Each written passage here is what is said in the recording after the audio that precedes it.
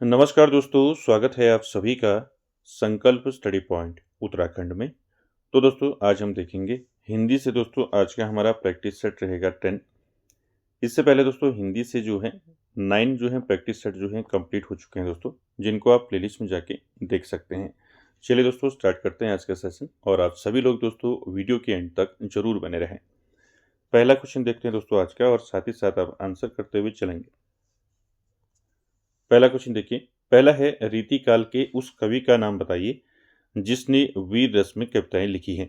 आपको बताएं रीतिकाल के उस कवि का नाम बताना है जिसने वीर रस में कविताएं लिखी हैं। ऑप्शन देखिए, पद्माकर, महाकवि भूषण, बिहारी, घनानंद।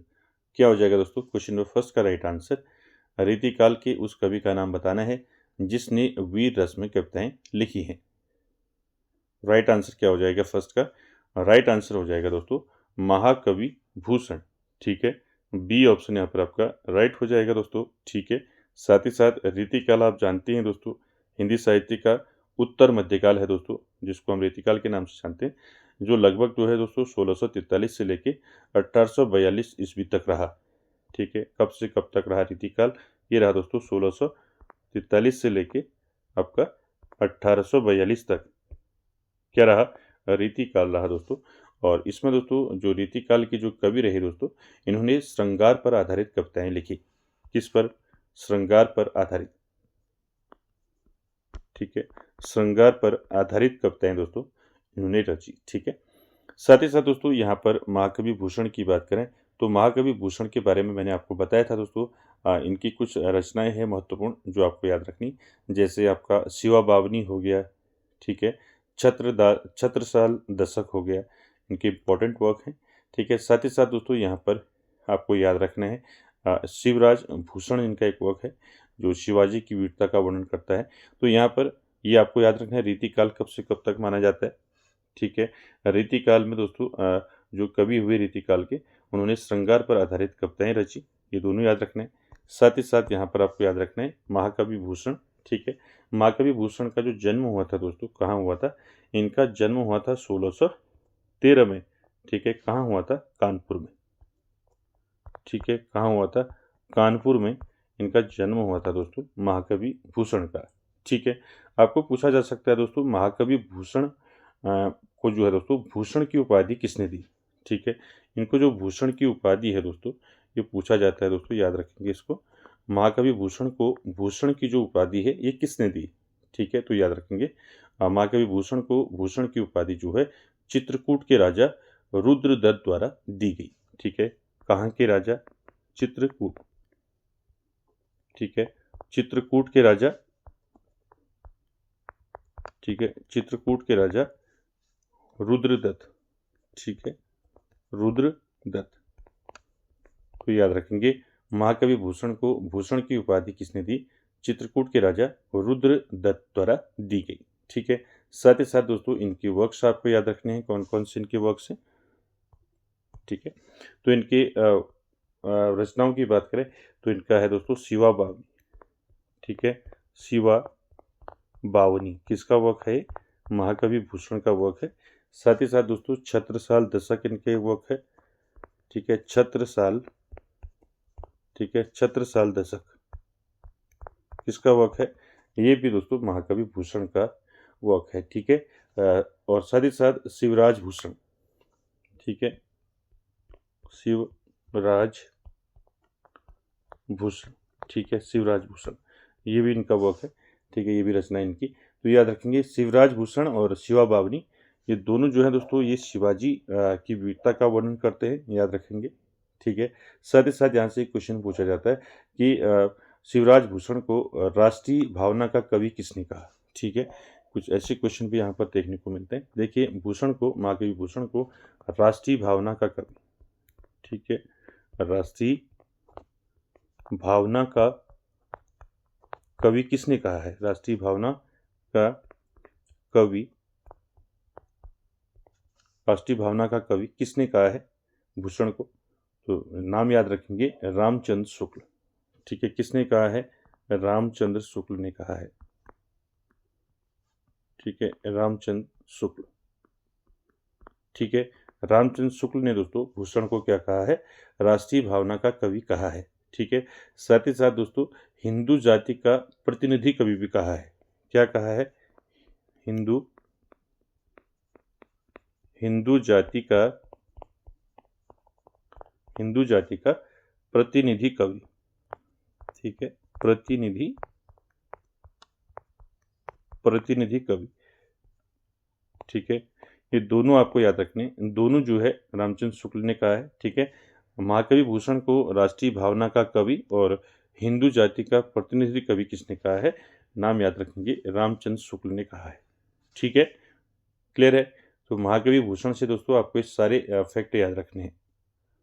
चलिए आगे चलते हैं क्वेश्चन नंबर 2 पर, इसका आंसर करेंगे। क्वेश्चन नंबर 2 है दोस्तों, जाति विलास के रचयिता हैं। आपको बताना है जाति विलास किसने लिखा है। ऑप्शन देखिए, भिखारी दास, मतीराम, देव या फिर भूषण। क्या हो जाएगा राइट आंसर? जाति विलास किसने लिखा है? तो ये लिखा है दोस्तों, किसने लिखा है? कवि देव ने लिखा है। ठीक है, तो यहाँ पर सी ऑप्शन यहाँ पर राइट हो जाएगा दोस्तों क्वेश्चन नंबर 2 का। ठीक है, जाति विलास किसने लिखा है? ये लिखा है कवि देव ने। ठीक है, साथ ही साथ दोस्तों आपको याद रखना है कवि देव का जो जीवन काल रहा वो कब से कब तक रहा। इनका जीवन काल रहा 1673 से लेके 1767 तक। ठीक है, साथ ही साथ दोस्तों इनकी रचनाओं की बात करें तो यहाँ पर आज जो कवि देव है, इनकी रचनाएं याद रखनी है कौन कौन सी हैं। भाव विलास आपको पूछा जा सकता है, भाव विलास किसकी रचना है? देव की है, कवि देव की। ठीक है, साथ ही साथ रस विलास है इनका, भाव विलास, रस विलास। ठीक है, भाव विलास, रस विलास और अष्टयाम मैंने बताया था ना, पिछले वाले प्रैक्टिस सेट में बताया था अष्टयाम। ठीक है, अष्टयाम किसकी रचना है? अष्टयाम ये भी दोस्तों कवि देव की रचना है अष्टयाम। ठीक है, और सुजान विनोद इनकी एक रचना है। ठीक है, सुजान विनोद। ठीक है, ठीक है, तो सारे दोस्तों रचनाएं आपको याद रखनी है कवि देव की। ठीक है, कौन कौन सी हैं? जाति विलास, ठीक है, भाव विलास, सुजान विनोद, रस विलास, अष्टयाम, ये सारी रचनाएं किसकी हैं? कवि देव की हैं। ठीक है, चलिए अगला क्वेश्चन देखते हैं, क्वेश्चन नंबर 3 आंसर करेंगे दोस्तों क्वेश्चन नंबर 3 का। क्वेश्चन नंबर 3 है दोस्तों, ब्रज भाषा के आधुनिक कालीन प्रसिद्ध कवि हैं। आपको बताना है ब्रज भाषा के आधुनिक कालीन जो हैं प्रसिद्ध कवि कौन है? मैथिली शरण गुप्त, जगन्नाथ रत्नाकर, जगन्नाथ दास रत्नाकर, भारतेंदु हरिश्चंद्र या फिर इनमें से कोई नहीं। तो दोस्तों राइट आंसर क्या हो जाएगा क्वेश्चन नंबर 3 का? ब्रज भाषा के आधुनिक कालीन प्रसिद्ध कवि हैं दोस्तों जगन्नाथ दास रत्नाकर। ठीक है, यहाँ पर बी ऑप्शन राइट हो जाएगा दोस्तों। ठीक है, बात करें दोस्तों जगन्नाथ रत्नाकर की, तो इनका जो जन्म हुआ था दोस्तों कब हुआ था आपको पूछा जा सकता है। इनका जन्म हुआ था दोस्तों 1866 में, 1866 में इनका जन्म हुआ था। कहाँ हुआ था? काशी में। ठीक है, काशी बनारस में इनका जन्म हुआ था दोस्तों 1866 में। यह एक दोस्तों प्रतिष्ठित जो है ब्रजभाषा कवि हैं। ठीक है, जगन्नाथ दास रत्नाकर। साथ ही साथ दोस्तों आपको याद रखना है इनके प्रबंध काव्य और खंड काव्य पूछे जाते हैं। ठीक है, जगन्नाथ दास रत्नाकर के, तो रत्नाकर के जो आप प्रबंध काव्य हैं वो आपको याद रखना है, जैसे आपका उद्धव शतक। ठीक है, आपने पढ़ा होगा उद्धव। ठीक है, उद्धव शतक। ठीक है, ये प्रबंध काव्य है दोस्तों रत्नाकर का। गंगा अवतरण हो गया। ठीक है, गंगा अवतरण ये किसका प्रबंध काव्य है? ये भी आपका रत्नाकर का है। ठीक है, साथ ही साथ हरिश्चंद्र है इनका एक खंड काव्य। ठीक है, और साथ ही साथ इनके कुछ मुक्तक काव्य हैं, वो आपको मैंने बताए थे पहले, जैसे हिंडोला हो गया। ठीक है, हिंडोला किसने की रचना? हिंडोला आपको पूछा जा सकता है, रत्नाकर का है। ठीक है, साथ ही साथ हिंडोला के साथ आपको याद रखना है श्रृंगार लहरी। ठीक है, क्या याद रखना है? श्रृंगार लहरी। ठीक है, तो ये सारे वर्क्स दोस्तों किसके हैं? रत्नाकर के हैं, याद रखेंगे। ठीक है, चलिए आगे चलते हैं क्वेश्चन नंबर 4 पर। क्वेश्चन नंबर 4 का आंसर करना है दोस्तों। 4 है, नवजागरण का अग्रदूत हिंदी के किस लेखक को कहा जाता है? आपको बताना है नवजागरण का अग्रदूत किस लेखक को कहा जाता है। ऑप्शन देखिए, भारतेंदु हरिश्चंद्र, शिव प्रसाद सितारे हिंद, महावीर प्रसाद द्विवेदी या फिर इनमें से कोई नहीं। तो दोस्तों क्या हो जाएगा यहाँ पर, नवजागरण का अग्रदूत हिंदी के किस लेखक को कहा जाता है? तो राइट आंसर हो जाएगा भारतेंदु हरिश्चंद्र।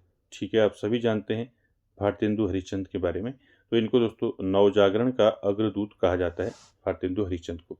ठीक है, यहाँ से आपको कुछ इंपॉर्टेंट फैक्ट याद रखने जो आपको पूछे जा सकते हैं। देखिए, भारतेंदु हरिश्चंद्र का जन्म कब हुआ आपको पूछा जा सकता है। इनका जन्म हुआ था दोस्तों 1850 में। ठीक है, 1850 में इनका जन्म हुआ था दोस्तों, और इनकी मृत्यु हुई थी दोस्तों 1885। ठीक है, तो यहाँ पर याद रखेंगे दोस्तों, काफ़ी जो है काफ़ी कम उम्र में जो है दोस्तों इनका निधन हो गया था। ठीक है, लगभग आपका 34-35। ठीक है, कई किताब में आपको 35 मिलेगा, कई में 34 मिलेगा। ठीक है, इसको याद रखेंगे। आसपास इनके 34-35 में जो है इनकी मृत्यु हो गई थी। ठीक है, साथ ही साथ दोस्तों भारतेंदु हरिश्चंद्र जो है हिंदी साहित्य और रंगमंच का इनको जनक माना जाता है। ठीक है, ये उनके जन्म और मृत्यु दोनों याद रखेंगे। ठीक है, साथ ही साथ दोस्तों आपको याद रखना है भारतेंदु हरिश्चंद्र जो है दोस्तों, इनको हिंदी साहित्य, आधुनिक हिंदी साहित्य, ठीक है, देखिए आधुनिक हिंदी, आधुनिक हिंदी साहित्य, ठीक है, आधुनिक हिंदी साहित्य और रंगमंच, ठीक है, रंगमंच का इनको क्या माना जाता है? जनक माना जाता है। ठीक है, याद रखेंगे आधुनिक हिंदी साहित्य और रंगमंच का जनक किसको माना जाता है? अगर आपको पूछा जाएगा तो माना जाता है दोस्तों भारतेंदु हरिश्चंद्र को। ठीक है, साथ ही साथ दोस्तों आपको याद रखना है, इनकी रचनाएं याद रखनी है। ठीक है, इनने दोस्तों कुछ इम्पोर्टेंट पत्रिकाओं का संपादन किया था, वो आपको याद रखना है दोस्तों, वहाँ से आपके क्वेश्चन पूछे जा सकते हैं। ठीक है, देखिए भारतेंदु हरिश्चंद्र की दोस्तों कुछ इम्पोर्टेंट इनकी पत्रिकाएं हैं जिनको आपने याद रखना है। ठीक है, पत्रिकाएं कौन कौन सी हैं? पहला याद रखेंगे कवि वचन सुधा। ठीक है, आप सभी ने पढ़ा होगा कवि वचन सुधा, कवि वचन सुधा। दूसरा याद रखेंगे दोस्तों बाल बोधनी। ठीक है, बाल बोधनी।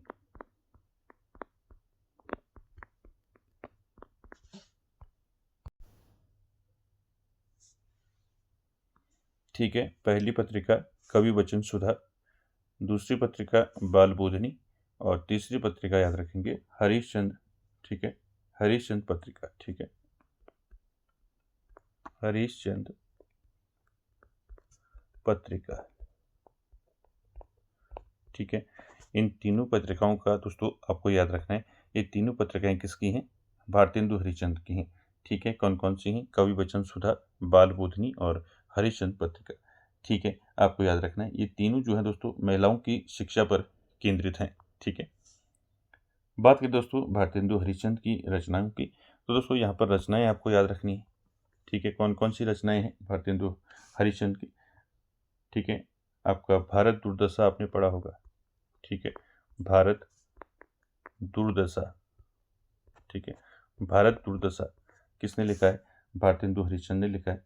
ठीक है, साथ ही साथ दोस्तों अंधेर नगरी, इनका एक दोस्तों अंधेर। ठीक है, अंधेर नगरी किसने लिखा है इसको? भारतेंदु हरिश्चंद्र ने। ठीक है, ये रचनाएं सब याद रखनी है। साथ ही साथ वैदेही हिंसा, हिंसा न भव, इनका वक है। ठीक है, ठीक है, कौन सा है?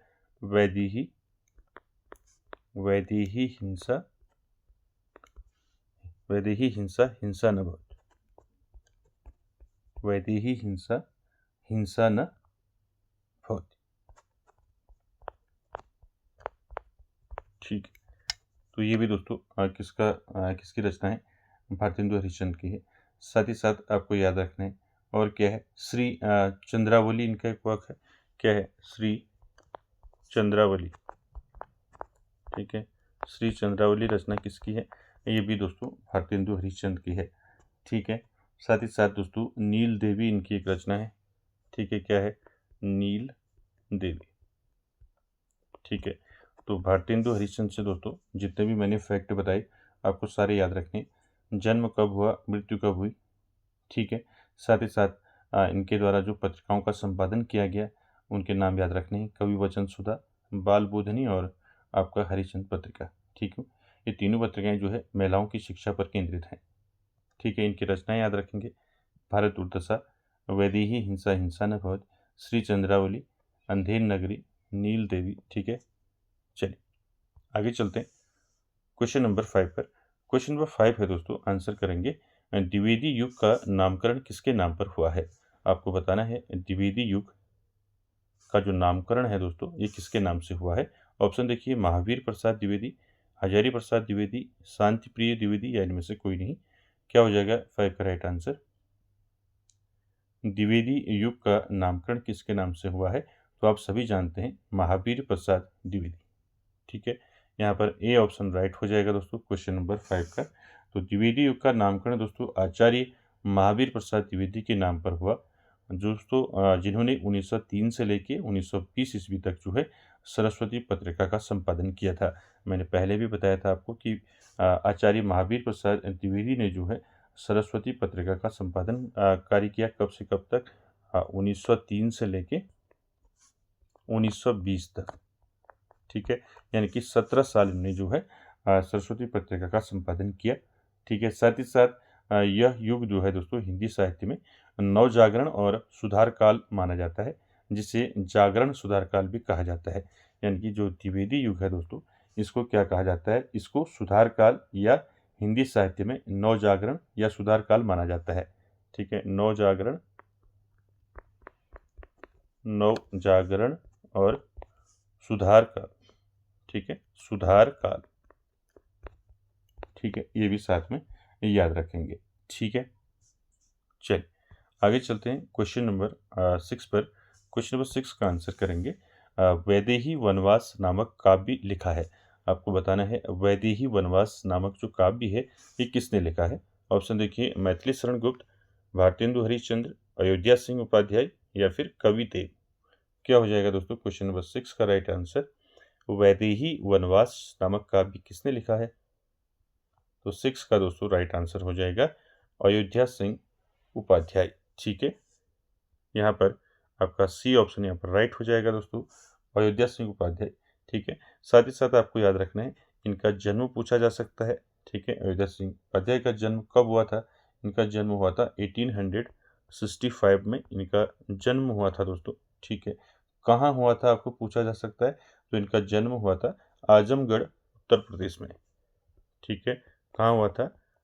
आजमगढ़, आजमगढ़ उत्तर प्रदेश में दोस्तों अयोध्या सिंह उपाध्याय का जन्म हुआ था, ठीक है। साथ ही साथ दोस्तों, ठीक है, तो यहाँ पर दोस्तों जन्म के साथ साथ यहाँ पर याद भी रखना है अयोध्या सिंह उपाध्याय का दोस्तों इनकी मृत्यु कब हुई थी आपको पूछा जा सकता है। तो इनकी मृत्यु हुई थी दोस्तों कब हुई थी? 1947 में, ठीक है। जन्म कब हुआ था? 1865 में, और मृत्यु कब हुई थी? 1947 में, ठीक है। साथ ही साथ दोस्तों यहाँ से आपको याद रखना है इनकी जो रचनाएं हैं इनके महाकाव्य पूछे जाते हैं, ठीक है। चलिए देखिए, अयोध्या सिंह उपाध्याय का दोस्तों आपको याद रखना है महाकाव्य की बात करें तो प्रिय प्रवास पहला याद रखेंगे, इंपॉर्टेंट है, प्रिय प्रवास, ठीक है। आप सभी ने पढ़ा होगा प्रिय प्रवास, ठीक है। खड़ी बोली का प्रथम महाकाव्य माना जाता है इसको, ठीक है। क्या माना जाता है? खड़ी बोली का, खड़ी बोली का प्रथम महाकाव्य, प्रथम महाकाव्य इसको माना जाता है दोस्तों प्रिय प्रवास का, प्रिय प्रवास को, ठीक है।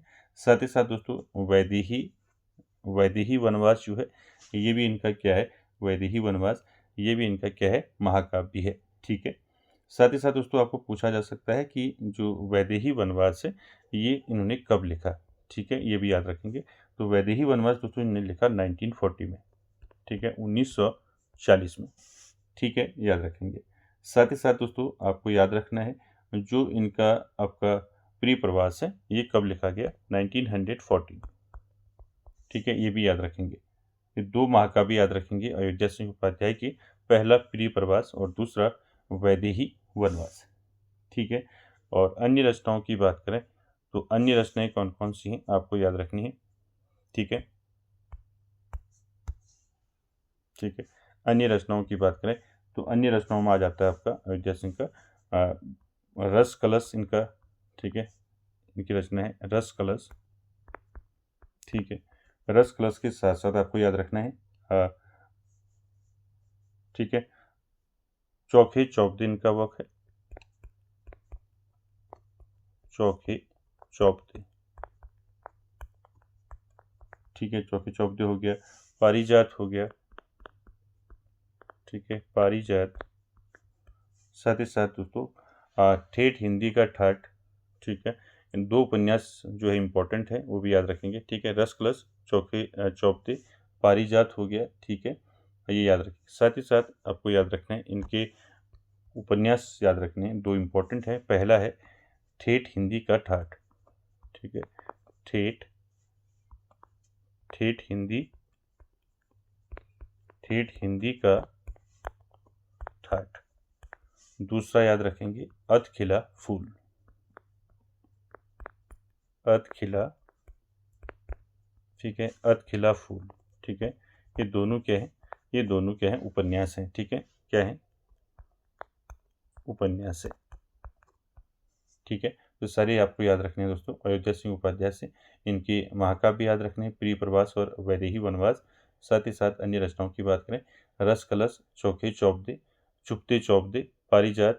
ठीक है, ठेठ हिंदी का ठाठ और अधकिला फूल। ठीक है, चलिए अगला क्वेश्चन देखते हैं, क्वेश्चन नंबर 7। क्वेश्चन नंबर 7 का आंसर करेंगे, किसान की रचनाकार बताने आपको। ठीक है, किसान की रचनाकार है निराला, हरिऔध, मैथिली शरण गुप्त या फिर इनमें से कोई नहीं। क्या हो जाएगा 7 का राइट आंसर बताइए।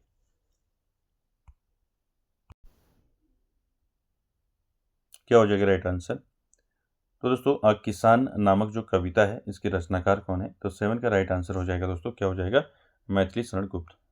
ठीक है, याद रखेंगे किसान नामक जो कविता है इसको किसने लिखा है, मैथिली शरण गुप्त ने लिखा है। ठीक है, बात करें मैथिली शरण गुप्त की, तो मैथिली शरण गुप्त का जन्म आपको पूछा जा सकता है। इनका जन्म हुआ था दोस्तों 1886 में। कहाँ हुआ था इनका जन्म, झांसी उत्तर प्रदेश। ठीक है, कहाँ हुआ था, झांसी उत्तर प्रदेश में इनका जन्म हुआ था दोस्तों मैथिली शरण गुप्त का। ठीक है, साथ ही साथ आपको याद रखना है दोस्तों इनकी रचनाएं याद रखनी है। ठीक है, और साथ ही साथ इनको जो है राष्ट्र कवि कहा जाता है दोस्तों मैथिली शरण गुप्त को। ठीक है, इनको राष्ट्र कवि किसने कहा है ये पूछा जा सकता है आपको। ठीक है, मैथिली शरण गुप्त को जो है राष्ट्र कवि किसने कहा है, तो राष्ट्र कवि कहा है दोस्तों महात्मा गांधी जी ने। ठीक है, किसने कहा, महात्मा गांधी जी ने कहा। ठीक है, याद रखेंगे। साथ ही साथ दोस्तों इनकी जो प्रमुख रचनाएं हैं वो आपको याद रखनी है। कौन कौन सी प्रमुख रचनाएं हैं मैथिली शरण गुप्त की, तो आप सभी ने पढ़ी हैं दोस्तों। ठीक है, तो रचनाओं की बात करें तो रचनाएं याद रखेंगे आप। ठीक है, साकेत हो गया। ठीक है, मैंने कई बार आपको बता रहा हूँ। ठीक है, आपको ये जो है याद हो जानी चाहिए। साकेत हो गया, पंचवटी। ठीक है, साकेत, पंचवटी, नहुस। ठीक है, साकेत, पंचवटी, नहुस, जय भारत, जय भारत। साथ ही साथ याद रखेंगे रत्नावली।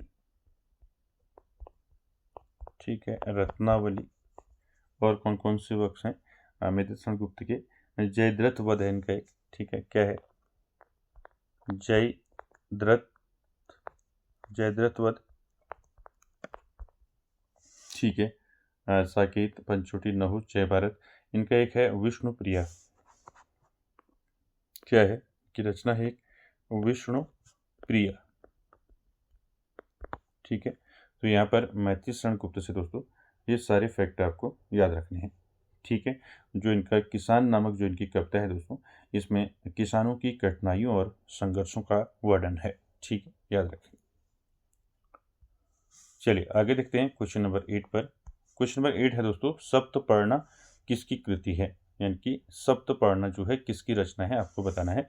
ऑप्शन देखिए, महादेवी वर्मा, सूर्यकांत त्रिपाठी निराला, जयशंकर प्रसाद या फिर सुमित्रा नंदन पंत। क्या हो जाएगा राइट आंसर? सप्तपर्णा। सप्तपर्णा किसकी रचना है?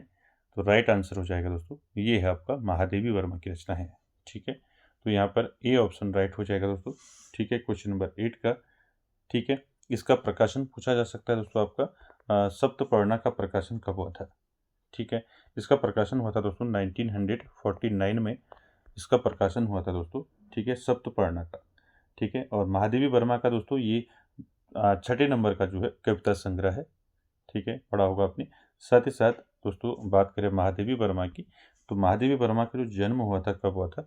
1907 में इनका जन्म हुआ था, उत्तर प्रदेश में, यूपी में इनका जन्म हुआ था 1907 में। साथ ही साथ दोस्तों इनकी जो प्रमुख रचनाएं हैं वो आपको याद रखनी है। कौन कौन सी प्रमुख रचनाएं हैं महादेवी वर्मा की जो पूछी जाती हैं? ठीक है, जैसे आपका निहार हो गया। ठीक है, निहार हो गया, रश्मि हो गया, नीरजा हो गया। ठीक है, नीरजा। ठीक है, निहार रश्मि नीरजा। यामा हो गया। ठीक है, यामा। ठीक है, यामा के साथ साथ हो गया आपका सांध्य गीत। ठीक है, सांध्य गीत। सांध्य गीत के साथ साथ आपका अतीत के चलचित्र। ठीक है, अतीत के चलचित्र। ठीक है, अतीत के चलचित्र हो गया। साथ ही साथ स्मृति की रेखाएं हो गया। ठीक है, स्मृति की रेखाएं, स्मृति की रेखाएं। ठीक है, तो दोस्तों ये महादेवी वर्मा की इम्पोर्टेंट जो है रचनाएं हैं, इनको याद रखना आपने। ठीक है, निहार रश्मि नीरजा, सांध्य गीत, यामा, अतीत के चलचित्र और स्मृति की रेखाएं। ठीक है, ठीक है, रचनाओं के साथ साथ दोस्तों आपको याद रखना है, महादेवी वर्मा ने दोस्तों एक पत्रिका का संपादन किया था। ठीक है, कौन सी पत्रिका का संपादन किया था ये भी आपको याद रखना है। ठीक है, तो महादेवी वर्मा ने दोस्तों एक पत्रिका का संपादन किया था। कौन सी पत्रिका का? चांद पत्रिका का संपादन किया था। ठीक है, सीधे पूछ लिया जाएगा आपको कि चांद पत्रिका का संपादन किसने किया था? ठीक है, तो महादेवी वर्मा ने किया था। इनकी रचनाएं याद रखेंगे। ठीक है, जन्म याद रखेंगे, पूछा जाता है। ठीक है, चलिए अगला क्वेश्चन दोस्तों, क्वेश्चन नंबर 9 आंसर करेंगे इसका। क्वेश्चन नंबर 9 का, फूल नहीं रंग बोलते हैं की रचनाकार हैं। आपको बताना है फूल नहीं रंग बोलते हैं ये किसकी रचना है। ऑप्शन देखिए, नागार्जुन, केदारनाथ अग्रवाल, त्रिलोचन, नरेश मेहता। क्या हो जाएगा राइट आंसर क्वेश्चन नंबर 9 का? फूल नहीं रंग बोलते हैं, तो राइट आंसर हो जाएगा दोस्तों, ये रचना है केदारनाथ अग्रवाल की। ठीक है, यहाँ पर बी ऑप्शन राइट हो जाएगा।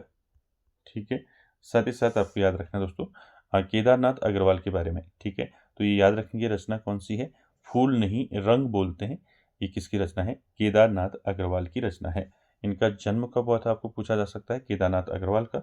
इनका जन्म हुआ था दोस्तों 1911 में। ठीक है, अगर आपको जन्म पूछा जाएगा तो जन्म हुआ था 1911 में। कहाँ हुआ था? उत्तर प्रदेश में। ठीक है, साथ ही साथ दोस्तों केदारनाथ अग्रवाल जो है दोस्तों, ये एक जो है प्रमुख प्रगतिवादी कवि हैं। ठीक है, क्या है ये? क्या थे? एक प्रमुख प्रगतिवादी कवि थे, प्रगतिवादी कवि। ठीक है, साथ ही साथ दोस्तों इनकी रचनाएं आपको याद रखनी है। ठीक है, केदारनाथ अग्रवाल की जन्म याद रखना है। ठीक है, तो इनकी रचनाओं की बात करें तो इनकी जो प्रमुख रचनाएं हैं दोस्तों वो आपको याद रखनी है। प्रमुख रचनाएं हैं इनकी, जैसे युग की गंगा। ठीक है, युग की युग की गंगा। ठीक है, साथ ही साथ नींद के बादल। ठीक है, नींद के बादल। ठीक है, साथ ही साथ याद रखना है आग का आईना। ठीक है, आग का आईना। ठीक है, आग का आईना। और साथ ही साथ याद रखेंगे पंख और पतवार। ठीक है, पंख और पंख और पतवार, ठीक है, पंख और पतवार। साथ ही साथ याद रखेंगे कहे केदार खरी खरी, ठीक है, कहे केदार, कहे केदार खरी खरी, खरी खरी। तो दोस्तों ये सारी रचनाएं किसकी हैं? केदारनाथ अग्रवाल की हैं दोस्तों। युग की गंगा, नींद के बादल, आग का आईना, पंख और पतवार और कहे केदार खरी खरी, ये रचनाएं याद रखेंगे। साथ ही साथ दोस्तों इनके निधन की बात करें तो इनका निधन हुआ था दोस्तों 2000 ईस्वी में, ठीक है। जन्म कब हुआ था? 1911 में, ठीक है। चलिए आगे चलते हैं क्वेश्चन नंबर 10 पर। क्वेश्चन नंबर 10 का आंसर करेंगे दोस्तों। 10 है, भूल गलती कविता के कवि हैं। आपको बताना है भूल गलती जो कविता है ये किसने लिखी है। ऑप्शन देखिए, नागार्जुन, मुक्तिबोध, केदारनाथ अग्रवाल या इनमें से कोई नहीं। क्या हो जाएगा राइट आंसर क्वेश्चन नंबर 10 का? भूल गलती जो कविता है दोस्तों इसको लिखा है गजानन माधव मुक्तिबोध ने, ठीक है। तो यहाँ पर बी ऑप्शन राइट हो जाएगा। मुक्तिबोध का पूरा नाम आप जानती हैं, गजानन माधव मुक्तिबोध।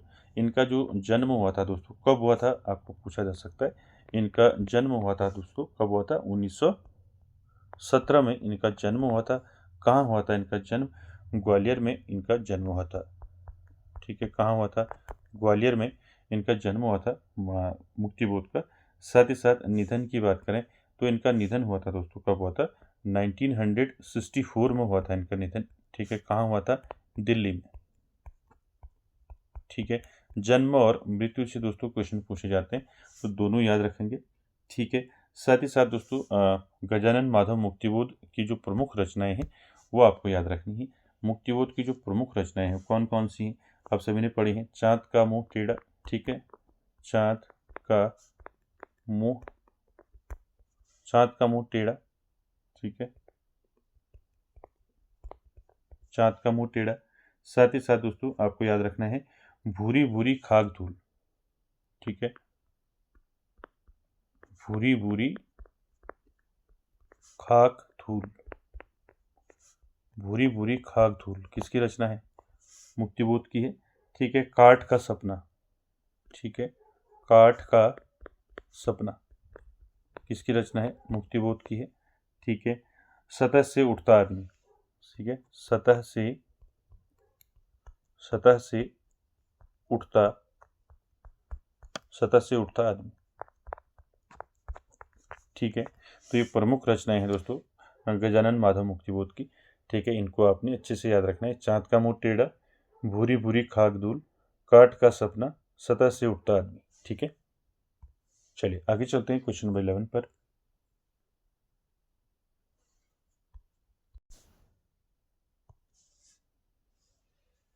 देखिए क्वेश्चन नंबर 11 क्या है, आंसर करेंगे। तार सप्तक में संकलित कवियों को राहु के अन्वेषी कहा था। आपको बताना है तार सप्तक में जो संकलित कवि हैं, संकलित कवियों को किसने राहु के अन्वेषी कहा था। ऑप्शन देखिए, अज्ञेय, मुक्तिबोध, भारत भूषण अग्रवाल या इनमें से कोई नहीं। तो 11 का दोस्तों राइट आंसर क्या हो जाएगा? तार सप्तक में संकलित कवियों को राहु के अन्वेषी कहा था दोस्तों अज्ञेय ने, ठीक है। ए ऑप्शन यहाँ पर आपका राइट हो जाएगा दोस्तों, ठीक है। साथ ही साथ दोस्तों तार सप्तक की बात करें तो आप सभी ने पढ़ा होगा तार सप्तक, ठीक है। तार सप्तक दोस्तों 1943 याद रखेंगे, 1943 में अज्ञेय द्वारा जो है संपादित 7 कवियों की कविताओं का एक संग्रह है तार सप्तक, जिससे हिंदी में प्रयोगवाद को शुरू किया था, ठीक है। साथ ही साथ इसमें जो 7 जो कवि थे दोस्तों उनके नाम आपको याद रखने हैं। 7 कवि कौन कौन से थे? गजानन मुक्तिबोध, ठीक है, नेमीचंद्र, साथ ही साथ भारत भूषण अग्रवाल, प्रभाकर माचवे, गिरजा कुमार माथुर, रामविलास शर्मा और अज्ञेय, ठीक है। तो इसमें 7 जो हैं कवि थे दोस्तों, इनका ये 7 कवियों की कविताओं का इसमें संग्रह है तार सप्तक में। और तार सप्तक का जो संपादन है दोस्तों किसने किया? अज्ञेय ने किया, ठीक है, 1943 में, ठीक है। ये 7 जो कवि हैं दोस्तों उनके नाम आपको याद रखने हैं। गजानन मुक्तिबोध, नेमीचंद्र, भारत भूषण अग्रवाल, प्रभाकर माचवे, ठीक है, गिरजा कुमार माथुर, रामविलास शर्मा और अज्ञेय, ठीक है। चलिए अगला क्वेश्चन देखते हैं, क्वेश्चन नंबर 12। क्वेश्चन नंबर 12 है दोस्तों, नाखून क्यों बढ़ते हैं। ये निबंधक के निबंधकार हैं, आपको बताना है नाखून क्यों बढ़ते हैं, ये निबंध किसने लिखा है। ऑप्शन देखिए, गुलाब राय, हजारी प्रसाद द्विवेदी, रामचंद्र शुक्ल या फिर श्याम सुंदर दास। नाखून क्यों बढ़ते हैं किसका निबंध है। राइट आंसर हो जाएगा दोस्तों, किसका है, हजारी प्रसाद द्विवेदी का। ठीक है, बी ऑप्शन यहाँ पर राइट हो जाएगा दोस्तों, हजारी प्रसाद द्विवेदी। और हजारी प्रसाद द्विवेदी से आपको पूछा जा सकता है दोस्तों, इनका जन्म पूछा जा सकता है। ठीक है, इनका जन्म हुआ था दोस्तों हजारी प्रसाद द्विवेदी का 1907 में। इनका जन्म हुआ था, कहाँ हुआ था, बलिया उत्तर प्रदेश में। ठीक है, कहाँ हुआ था, बलिया उत्तर प्रदेश में इनका जन्म हुआ था दोस्तों। और मृत्यु की बात करें तो हजारी प्रसाद द्विवेदी की मृत्यु हुई थी दोस्तों 1979 में। ठीक है, 1979 में इनकी मृत्यु हुई थी। तो ये जन्म और मृत्यु आप जरूर याद रखें। साथ ही साथ दोस्तों इनकी रचनाओं की बात करें तो इनकी जो प्रमुख रचनाएं हैं हजारी प्रसाद द्विवेदी की, ठीक है, कौन कौन सी हैं इनकी रचनाएं। तो इनकी रचनाओं में पहले हम उपन्यास की बात करें तो इनके जो प्रमुख उपन्यास हैं दोस्तों आपको याद रखने हैं, यहाँ से क्वेश्चन पूछा जाता है। इनके जो प्रमुख उपन्यास हैं दोस्तों वो हैं बाण भट्ट की आत्मकथा। ठीक है, बाण भट्ट की आत्मकथा। ठीक, साथ ही साथ आपको याद रखना है चारू चंद्रलेख। ठीक है, चारू चंद्रलेख। ठीक है, साथ ही साथ आपको याद रखना है अनाम दास का पोथा। ठीक है, अनाम दास, ठीक है, अनाम दास का पोथा। ठीक है, ये तीनों उपन्यास आपको अच्छे से याद रखने हैं। साथ ही साथ इनके कुछ इंपॉर्टेंट निबंध हैं, उन पर हम बात करते हैं। देखिए, उपन्यास याद रखेंगे बाणभट्ट की आत्मकथा, चारूचंद्र लेख, अनाम दास का पोथा, ये प्रमुख हैं दोस्तों, याद रखेंगे। साथ ही साथ उपन्यास के साथ निबंध याद रखेंगे, हजारी प्रसाद द्विवेदी के निबंध कौन कौन से हैं।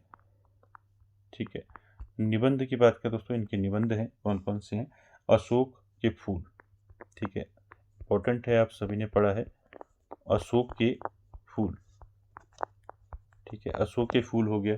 ठीक है, साथ ही साथ कुटज हो गया, कुटज निबंध है इनका, कुटज। ठीक है, कुटज के साथ साथ इनका एक है कल्पलता। ठीक है, कल्पलता, कल्पलता क्या है, इनका निबंध है। ठीक है, इसलिए मैं बता रहा हूँ, कभी कभी इनका जो है दोस्तों विधा भी पूछ ली जाती है। ठीक है, निबंध है, उपन्यास है, ठीक है, ये पूछ लिया जाता है। तो यहाँ पर अशोक के फूल, कुटज, कल्पलता और आलोक पर्व। ठीक है, आलोक पर्व, ये सारे क्या हैं, इनके निबंध हैं। ठीक है, यहाँ पर नाखून क्यों बढ़ते हैं, ठीक है, ये भी आपका क्या है, ये भी निबंध है। ठीक है, ये भी निबंध है इनका, तो ये निबंध भी याद रखेंगे। ठीक है, साथ ही साथ उपन्यास भी। ठीक है, चलिए आगे चलते हैं क्वेश्चन नंबर 13 पर। 13 है दोस्तों, आंसर करेंगे, मेरे राम का मुकुट भीग रहा है, किसका ललित निबंध संग्रह है। आपको बताना है मेरे राम का मुकुट भीग रहा है, ये किसका ललित निबंध संग्रह है। ऑप्शन देखिए, राम वृक्ष वेणुपुरी, विद्यानिवास मिश्र, हरिशंकर परसाई या इनमें से कोई नहीं। क्या हो जाएगा राइट आंसर 13 का, मेरे राम का मुकुट भीग रहा है। दोस्तों ये किसका निबंध संग्रह है, ये है विद्यानिवास मिश्र का। किसका है, विद्यानिवास मिश्र का है। बी ऑप्शन यहाँ पर राइट हो जाएगा दोस्तों। ठीक है, विद्यानिवास मिश्र की बात करें तो विद्यानिवास मिश्र जो है दोस्तों, ये एक प्रसिद्ध संस्कृत विद्वान और साहित्यकार रहे हैं दोस्तों। और इनका जन्म आपको पूछा जा सकता है, विद्यानिवास मिश्र का इनका जन्म हुआ था दोस्तों 1926 में, गोरखपुर में हुआ था इनका जन्म। ठीक है, कहाँ हुआ था, गोरखपुर में इनका जन्म हुआ था। इनकी रचनाएं आपको याद रखनी है। ठीक है, तो विद्यानिवास मिश्र की जो प्रमुख रचनाएं हैं वो हैं दोस्तों, क्या है, चिड़िया रैन बसेरा। ठीक है, चिड़िया रैन बसेरा। ठीक, दूसरी रचना याद रखेंगे, कदम की फूली डाल। ठीक है, कदम की फूली डाल। ठीक है, ये किसकी रचना है? ये है विद्यानिवास मिश्र की। और निबंध की बात करें तो निबंध याद रखेंगे, तुम चंदन हम पानी और बंजारा मन। ठीक है, निबंध की बात करें विद्यानिवास मिश्र की, तो इनके निबंध आपको याद रखने हैं। ठीक है, निबंध क्या है इनके? तुम चंदन हम पानी। ठीक है, इनका निबंध है। साथ ही साथ बंजारा मन। ठीक है, बंजारा मन, ये प्रमुख निबंध है इनके। ठीक है, याद रखेंगे।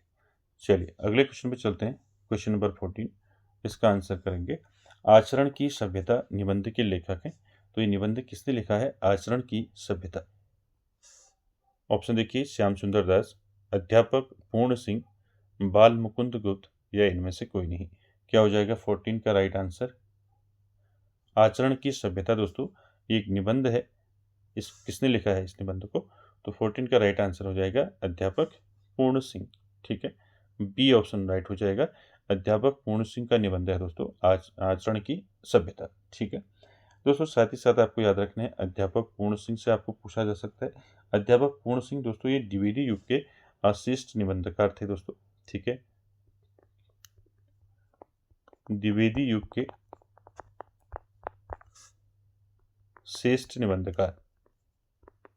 ठीक है, श्रेष्ठ निबंधकार, श्रेष्ठ निबंधकार थे।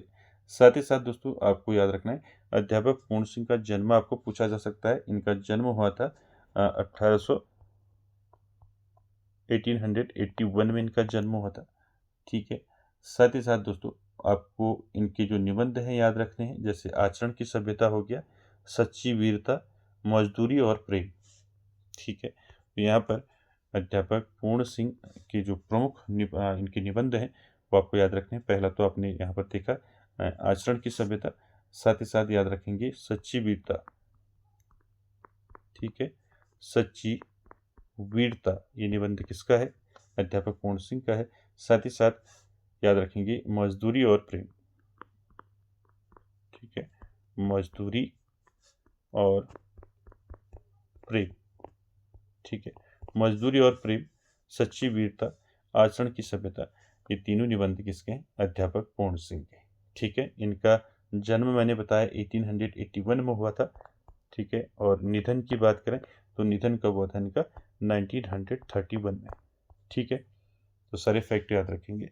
चलिए आगे चलते हैं क्वेश्चन नंबर 15 में, और आज का आखिरी क्वेश्चन है। देखिए, हानुस नाटक के रचनाकार हैं, आपको बताना है हानुस नाटक किसने लिखा है। ऑप्शन देखिए, कुसुम कुमार, भीष्म साहनी, मोहन राकेश, या फिर इनमें से कोई नहीं। तो दोस्तों राइट आंसर क्या हो जाएगा? हानुस नाटक किसने लिखा है? ये क्या है? एक नाटक है, किसने लिखा है इसको? राइट आंसर हो जाएगा 5 का दोस्तों, भीष्म साहनी। ठीक है, भीष्म साहनी का नाटक है दोस्तों हानुस। ठीक है, याद रखेंगे इसको। साथ ही साथ दोस्तों यहाँ पर आपको भीष्म साहनी से क्वेश्चन पूछे जा सकते हैं। तो देखिए, भीष्म साहनी जो है दोस्तों एक प्रसिद्ध नाटककार रहे थे दोस्तों। ठीक है, और ये जाने जाते हैं दोस्तों, इनका एक प्रमुख उपन्यास आपने पढ़ा होगा तमस, इसके लिए जाने जाते हैं, और इसी के लिए इनको जो है साहित्य अकादमी पुरस्कार भी मिला था। ठीक है, देखिए यहाँ पर भीष्म साहनी से आपको याद रखना है, यहाँ से इनका जो है दोस्तों, इनको साहित्य अकेडमी अवार्ड कब मिला? साहित्य अकादमी अवार्ड जो है कब मिला इनको? ठीक है, और किसके लिए मिला? तो दोस्तों इनको साहित्य अकेडमी अवार्ड मिला था, कब मिला था? 1975 में। ठीक है, ये ईयर याद रखेंगे। ठीक है, 1975 में इनको क्या मिला था? साहित्य अकादमी पुरस्कार मिला था। किसके लिए मिला था दोस्तों? तमस के लिए। ठीक है, तमस उपन्यास के लिए मिला था। तमस क्या था इनका? उपन्यास। ठीक है, तो ये फैक्ट याद रखेंगे। भीष्म साहनी को साहित्य अकादमी अवार्ड जो है 1975 में मिला दोस्तों। किसके लिए मिला? तमस के लिए मिला। ठीक है, क्लियर हो गया, इसको याद रखेंगे। इनका जन्म दोस्तों, भीष्म साहनी का जन्म हुआ था 1915 में। ठीक है, कब हुआ था? 1915 में इनका जन्म हुआ था। तो दोस्तों अब देखते हैं भीष्म साहनी के दोस्तों उपन्यास, इनके नाटक और कहानी संग्रह दोस्तों यहाँ से क्वेश्चन पूछे जाते हैं। ठीक है, यहाँ पर याद रखेंगे भीष्म साहनी का जन्म जो है 1915 में हुआ, और इनको साहित्य अकादमी पुरस्कार मिला था 1975 में तमस के लिए। ठीक हो गया। चलिए इनके कुछ दोस्तों उपन्यास देखते हैं पहले। तो भीष्म साहनी के उपन्यास की बात करें तो इनने कौन कौन से उपन्यास लिखे दोस्तों? ठीक है, एक तो मैंने बताया तमस लिखा था। ठीक है, तमस हो गया। ठीक है, इसी के लिए इनको साहित्य अकादमी पुरस्कार मिला था, तमस। ठीक है, दूसरा कड़ियाँ इनका उपन्यास। ठीक है, दूसरा। तीसरा बसंती। ठीक है, बसंती। ठीक है, और चौथा झरोखे। झरोखे। तो ये दोस्तों इनके उपन्यास हैं, याद रखेंगे, तमस, कड़ियाँ, बसंती और झरोखे। ठीक है, नाटक कौन कौन से हैं भीष्म साहनी के, याद रखेंगे, उपन्यास। ठीक है, अब बात करेंगे नाटक। तो भीष्म साहनी के जो नाटक हैं दोस्तों कौन कौन से हैं? नाटक है दोस्तों इनके माधवी हो गया। ठीक है, माधवी। ठीक है, माधवी हो गया, हानुस हो गया। ठीक है, अभी आपने क्वेश्चन देखा हानुस। ठीक है, हानुस हो गया, माधवी हो गया, मुआवजे। ठीक है, मुआवजे। तो ये दोस्तों नाटक किसके हैं? भीष्म साहनी के, माधवी, हानुस और मुआवजे। ठीक है, इनके कहानी संग्रह की बात करें, कहानी संग्रह भी याद रखेंगे, भीष्म साहनी की कहानी संग्रह। ठीक है, कहानी संग्रह। कहानी संग्रह कौन कौन से हैं इनके? कहानी संग्रह की बात करें तो कहानी संग्रह है भाग्य रेखा। ठीक है, भाग्य रेखा किसका कहानी संग्रह है आपको पूछा जा सकता है, तो यह है भीष्म साहनी का। ठीक है, भाग्य रेखा हो गया, भटकती राख। ठीक है, भटकती राख। तो ये भी दोस्तों इनका कहानी संग्रह है, याद रखेंगे। ठीक है, तो भीष्म साहनी से आपको सारे फैक्ट याद रखने, इनके उपन्यास याद रखने, इनको साहित्य अकादमी पुरस्कार कब मिला, किस उपन्यास के लिए मिला, याद रखना है, इनके नाटक याद रखने हैं, कहानी संग्रह याद रखने हैं। ठीक है। ठीक है, तो दोस्तों आज की वीडियो में इतना ही, और वीडियो को एंड तक देखने के लिए थैंक यू वेरी मच।